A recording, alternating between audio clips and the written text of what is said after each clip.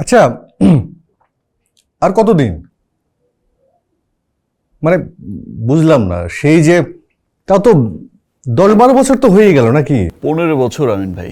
15 বছর দুজনের একসাথে কোনো কাজই হচ্ছে না। দুজনের একসাথে কোনো কাজই হচ্ছে না। ইনফ্যাক্ট আমিন ভাই, আমরা দুজন একসাথে যত কাজ করেছি আজ পর্যন্ত, প্রত্যেকটা কাজ কিন্তু সুপার সুপার হিট। আমরা দুজন এই পর্যন্ত যত কাজ করেছি, ফুল নেব না অস্ত্র নেব, হীরাচুরি পান্না, এই ফুল নেব না শ্রীনগরের গানটা মনে আছে? এখনো মাঝে মাঝে যখন দেখি সোশ্যাল মিডিয়াতে, গানটা কি জানি? বিধি তুমি বলে দাও আমি কার। দুটি মানুষ একটি মনের দাবিদার। সত্যি তাই। মানে এখনো যারা প্রেম করে, প্রেম খেয়ে যে একটু যদি ছেঁকা টাকা খায়, ওরা কিন্তু এখনো এই গান গায়। আচ্ছা, আবার কি একসাথে কাজ করা যায় না নাকি? কি মনে হয়? প্রায় প্রায় ফেসবুকে দেখি অনেকে লেখালেখি করে যে সাকিব ভাই, আমিন ভাই আপনারা একসাথে কাজ করেন না। চলেন শুরু করে দেই। আচ্ছা, ইমিডিয়েট কিছু করা যায় না?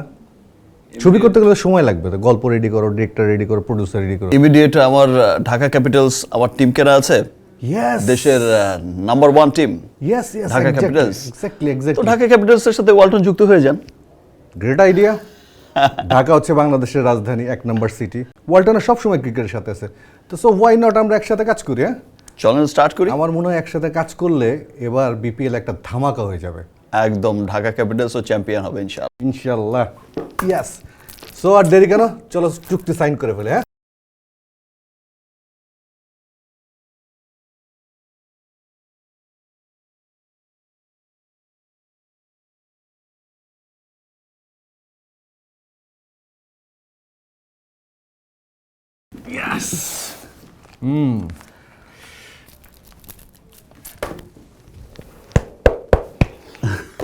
বিধি তুমি বলে দাও কাপ এবার কার।